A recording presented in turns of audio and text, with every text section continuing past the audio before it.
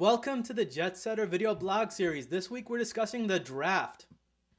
All right, Tyson, back again.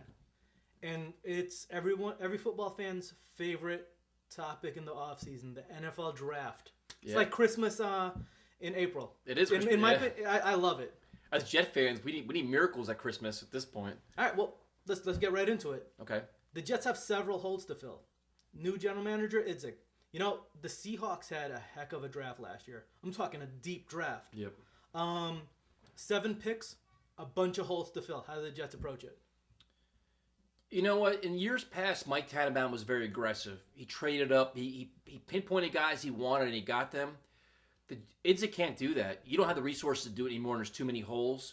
You got to go best player available, and you can't be aggressive. If anything, you want to trade back and get picks because you need to build up your roster. You need to get young talent, explosive talent.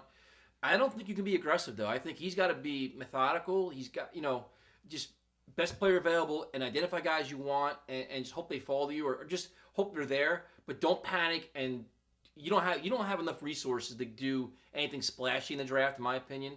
Unless you trade like a Revis, which we've talked about in the past. But Revis is probably the only guy. Other than that, you've got to kind of let things fall to you, and you got to do a really good job of scouting. And you're going to learn a lot about Idzik. I mean, I did an interview with Jet Nation Radio where Idzik actually has a defensive background, which none of us really knew before. We always thought he was like, right. A Seahawks guy, and but he has a defensive background, right, which is kind of interesting. So we'll see what happens. But in terms of aggressiveness, all right, let's talk about philosophy.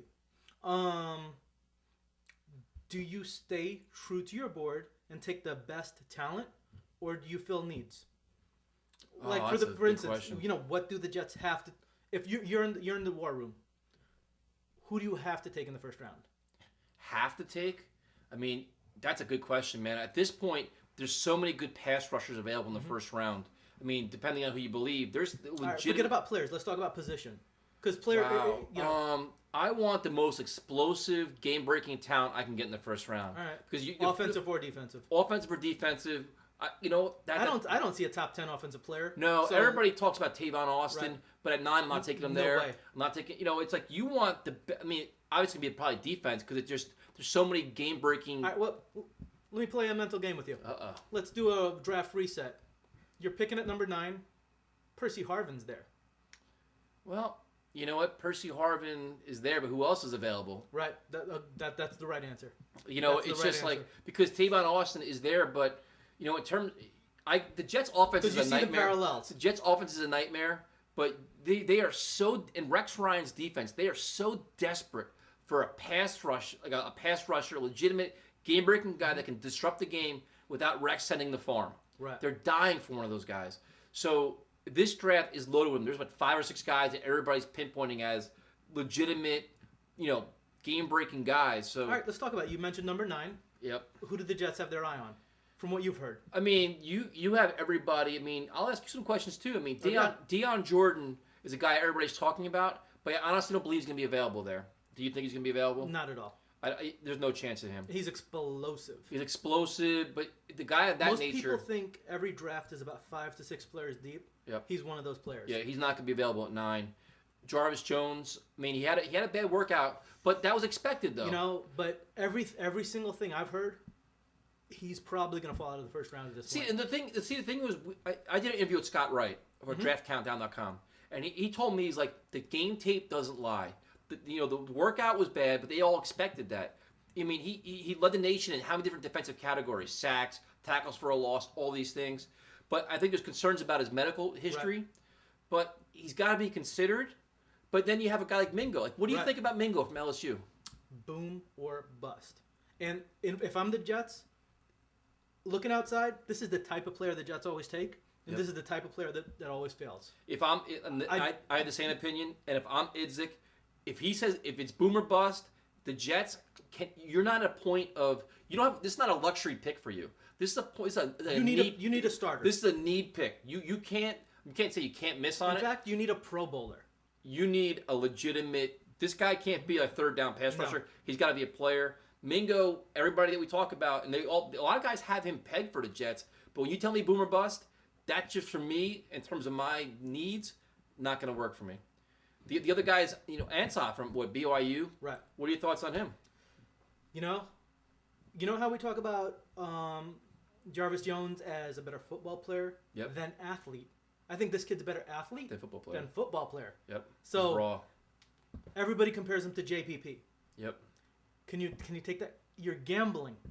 Can you take a gamble at number 9? If you're picking at 19, maybe. But at 9, you've got to get a starter. It's a tough spot. I'll take an offensive guard out of Alabama if he. Yeah. You know, I want a starter. Yeah, and that's the thing too. Is like you hear Gil Brandt is super high on him, Right. but you hear raw. So do the Jets, are they willing and I mean, there's something to consider because you got to keep in mind this is a tough year for the Jets because Rex Ryan's a lame duck coach. I mean, you look like a fool if Ziggy becomes DeMarcus Ware. You look like a fool. But if he becomes another no-namer that kind of disappears into obscurity because he's so fast, but he gets shivered by left tackles in the NFL. Can he match NFL talent? And the thing is, you gotta also include that there's the risk of Idzik is looking for guys now, but Rex Ryan himself needs guys that can play now. Right. It's a weird dynamic there because do you take the guy like the Pierre Paul? It's gonna take a little time to work him in. Do the Jets have that time? Well, this is the question. You're at number 9. Total bedlam. All the defensive players you want are gone. However, there's a quarterback out of West Virginia that is still on the board at number 9. Yep. What do you do?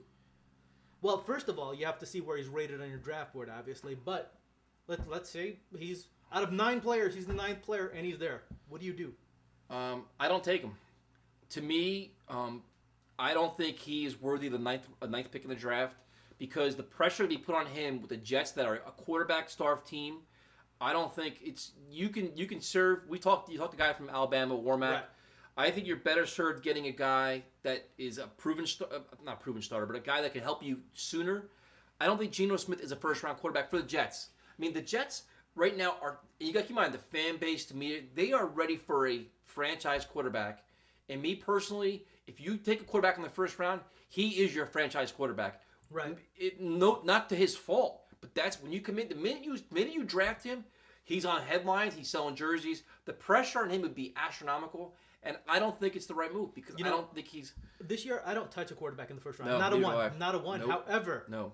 In the second round, there is so much value. It's a lot of value. But the question for Geno Smith, if Geno Smith is there, I don't take him. I would go... you got to look at... You got an offensive line. There's guys there. There's safety. I mean, there's other positions of safety. I mean... If Vaccaro falls to number 9, you've got He's to. going to fall. He's going to. He's going to... See, if all the top pass rushers are gone, which, I mean, the guy Werner... What are your thoughts on Werner from Florida State? Raw. He is good. He's a 4-3 guy. But raw. I mean, he only has so much American football in him. He had a big year last year. He had a big... What does that mean? Are you gonna? Can you base a top 10 pick on 1 year of production? How much do you believe in Rex Ryan? Rex Ryan's a defensive guy that can get the most out of these guys. You pair him with Copels and Wilkerson, you have your. I mean, see, another thing is the dynamic is if say you happen to trade Revis, your best friend's gonna be a legitimate pass rush. That's what you're looking for. In my opinion, the best case scenario is Vicario falls and you take him there. If not, get somebody that will keep Sanchez upright. Yeah, I'm almost in the same belief too. If Warmack's there, you take him. And let's talk about this real quick. This coaching staff is probably on their last year if they don't win 10 games this year. This coaching staff's a joke. I mean let's be honest. Rex Ryan should. They know they're lame ducks right now. Rex Ryan should have been fired. We've talked about this in the past. He should have been fired. You can't take somebody that's gamble. They need. If Rex Ryan wants to keep his job, he's going to get guys that can play today. He's not going to. Right. But that's where you want to see what Idzik does. Did Idzik say, you know what, Rex Ryan, I don't care about your job. I want to build a team for the future. You're going to learn a lot about this draft. Interesting right? situation. Because it's kind of fun. Because you take a project player that could be good in 2 years, or you take a guy that is going to play right now. So, Warmack and these guys? Yeah, you're on Geno Smith. No. Okay, I like that. I think that's the right answer. I don't think you can. You can't. They have bigger needs, and I don't think he's a first-round quarterback. Yeah, and as we talked about earlier, on our last video with the loss of Landry and Jeremiah. Yeah, there's some guys out there. And from all of the tape, and Mike Mayock is just my absolute he's idol. Legit. Him and Gil Brandt. And he loves Vaccaro. He does. I don't know. Me personally, that's my dream player at number 9, but we'll see. Now I know you need a tight end. You just can't. And I know there's a Notre Dame tight end this year, but you can't take him at number 9. You can't do it. You can't take him at number 9. You can't do it, even though he's the best tight end. I would love to see that. No, you can't take him. You can't do it. But there's some great guys. You got Travis Elce from Cincinnati, Ertz from Stanford. There's some guys out there. I think Ertz will be there in the second round. Escobar is a name that everybody's all over. Right. But it's just a matter of priority. But there's guys out there that can make a difference, especially in the West Coast offense, where you can. I mean, in theory, Dustin Keller could have been decent here if he was stuck around, but his price tag was going to be too much and everything else. There's kids that can help, but like you said, the Notre Dame kid's going to be at Eifert's not going to be there. There's some guys that can help you though, and you can get them second, third round. That can. I mean, Escobar is a guy I like a lot. I think he's from San Diego State. Right. I like him a lot. And they are a pass-happy team. They are, and he has, but there's just good hands. Good route runner. But it's got to be a priority though, because Jeff Cumberland is not the answer at tight end. He's not a starting tight end, and don't anybody try to sell me that. Jeff Cumberland's not a starting tight end. You need to find one. All right, let's talk about offensive philosophy, which will integrate running back. This is a weird NFL now, where growing up, there was always 2 to 3 running backs taken in the first round. Yep. It doesn't happen anymore.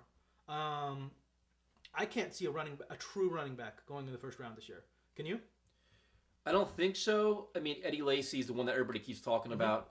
But to me, running backs are a dime a dozen. Because at this point, it's a passing league. You can get a 1,500-yard running back in the 6th round. Alfred Morris was a 6th round last year. So the Giants 7th round with Ahmad Bradshaw. Running backs are a dime a dozen. You can't. I mean, everybody wants to take the guy from North Carolina, Bernard, Gio Bernard. You can't do it. You got to. I'd wait till later rounds. And I mean, I'll say my Sierra Wood Notre Dame guy because he catches the ball in the backfield. But the intriguing guy to me is Marcus Lattimore from South Carolina. And we, what's the right round though? Good question, man. I mean, he got a standing ovation for his pro workout. The sky's the limit. And the problem with him is that everybody's comparing to Adrian Peterson in terms of his rehab. So, but again, I see more of a Willis McGahee type. But here's your dilemma though. It's like if you're John Idzik, do you take a project player where he may not be ready for the regular season? So are you willing to take a guy like that? We are talking about a player that was a top 10 pick. Right. If he was healthy. McGahee's a perfect comparison. Right. So now it's like, do you take that kind of guy saying, you know what? Even if this year's the wash, next year we get a stud. Or do you say, you know what? We want a guy like a Sierra Wood or somebody else. But the question you asked was what round? 5th round, 4th round. You can't. Running backs are a dime a dozen. You have bigger needs at this point. And I mean, some guys want these big players like Le'Veon Bell from Michigan State. Everybody loves him. But do you want him or a safety? Right. Do you want him or a tight end? You have tight end, you have Jeff Cumberland. Safety, you have nobody. If I were the Jets, I wouldn't touch running back from anything before the 4th round. I First agree. 3 rounds, I kind of address draft board quality versus Plus position need. And filling holes. And running backs, dime a dozen. There's so many good guys out there that you just can't. I mean, so let's review. We touched on tight end, touched on running back, touched on offensive line a little bit. Yep. I think there's nice value in the 2nd round at offensive line. Mm-hmm.